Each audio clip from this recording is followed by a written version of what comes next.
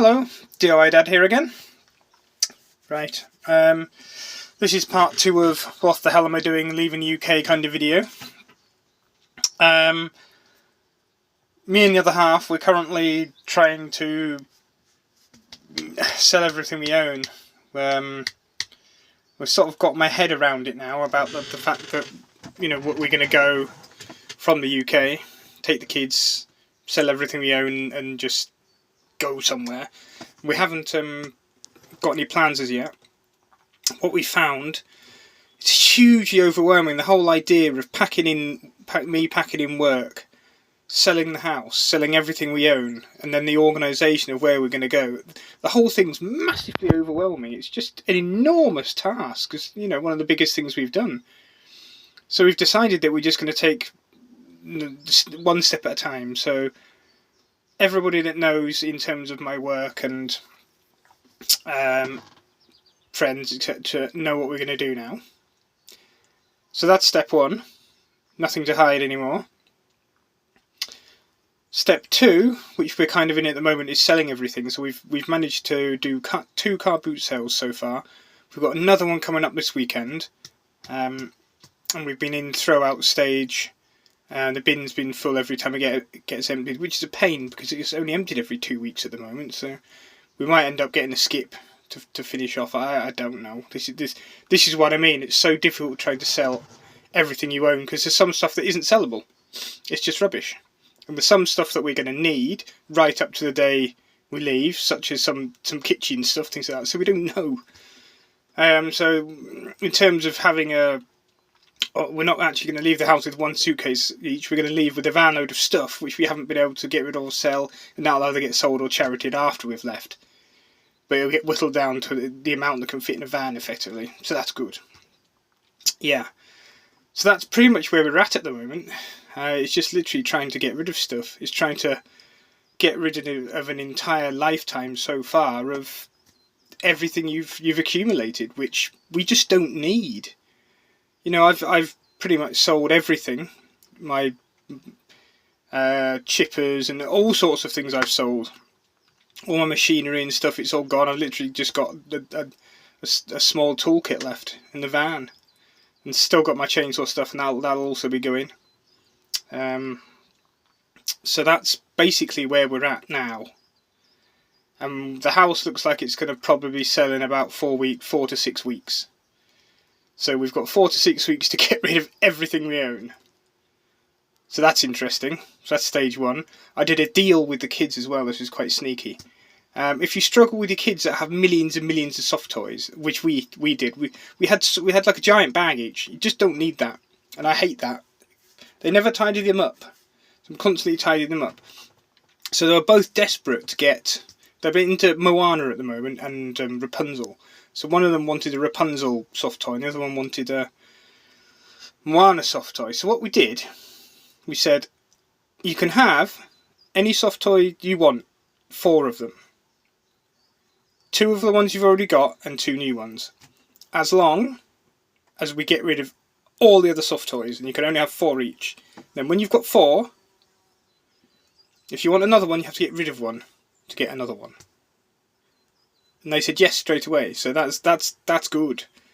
So they're coming this week, and the rest of all, well, I've got rid of them already, so that's good.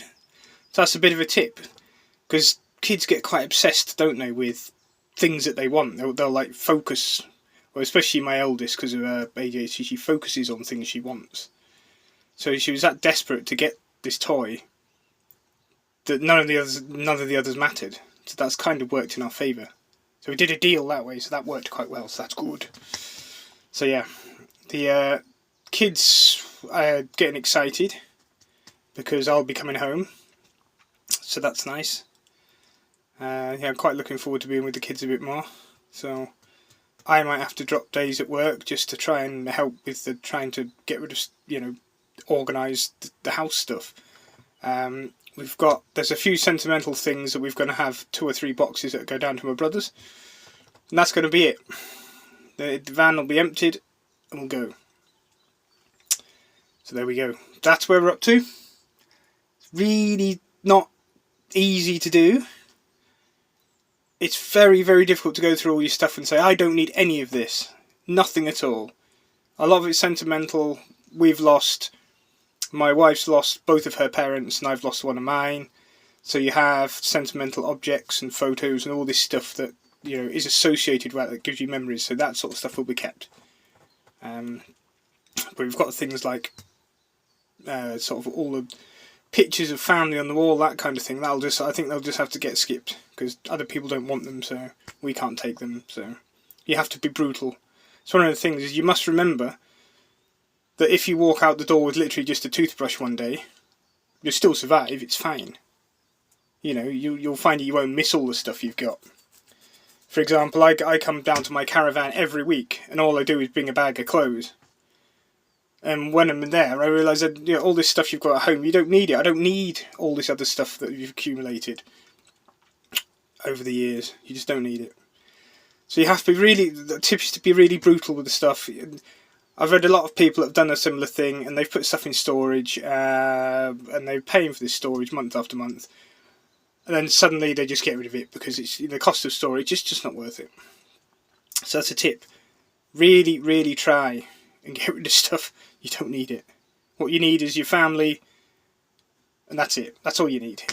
That's all you need together. Right. It's been really the weather. It's been absolutely fantastic. I think it's rained one day in the last 2 months. And now I'm sat in the forwarder here, and I'm getting sunburnt. The aircon's only just keeping up, and it's going to get hotter this week. It's just, I've never known the weather to be this good. So that's good, isn't it? So here we go. Look, this is where I am. I'm on another wind blow site, so the wood's horrible stuff to pick up. Look, there we go. Horrible wind blow site, but the weather, wow. There's flies everywhere as usual. They're fine. So yeah, it's a lovely place. Absolutely lovely site again. Blue skies, sunglasses. This is why, days like this is why I love this job. It's relaxing. As long as you get a decent amount of wood out, all is well. So, and you know, I'm actually working in a forest which is actually a tourist sort of spot in the South Lakes where people come and do biking and stuff, so I need to look out for people as well. So people are a bit of a pain for me because they just appear. So I'd like to say, if you are in a wood, you hear a machine working and it's unloading on the road, for God's sake, don't cycle underneath the grab when it's unloading. I've had it several times here before. If you have a death wish, please do it, because you will be killed. If I drop a grab load of wood in you, you're not going to survive. That is not good. It's not good for me. It's not good for you. Stay well back. It's quite often you're concentrating. You try to look out for people, but it's very hard. You can't see past the load on the back. And if your seat's facing towards the load, I occasionally turn my head, and if I catch someone behind me, I will put the grab down. I will stop. I'll idle the engine, and I'll sort of beckon somebody to come past when it's safe. Because I get people that just literally steam past on a bike, and you're just like, these people are insane, because I can just wipe them out with a grab without even, you know, it wouldn't even be my fault. I wouldn't realise, wouldn't know I'd done it. So just be a bit careful if you are in those sort of locations. So yeah, just a bit of a whine there about tourists, of which I'm going to become. So right, we'll leave it there. My arm is burning. I need to move. So I'll update with more information as to how we're getting on and where we're going. Right, we'll speak again.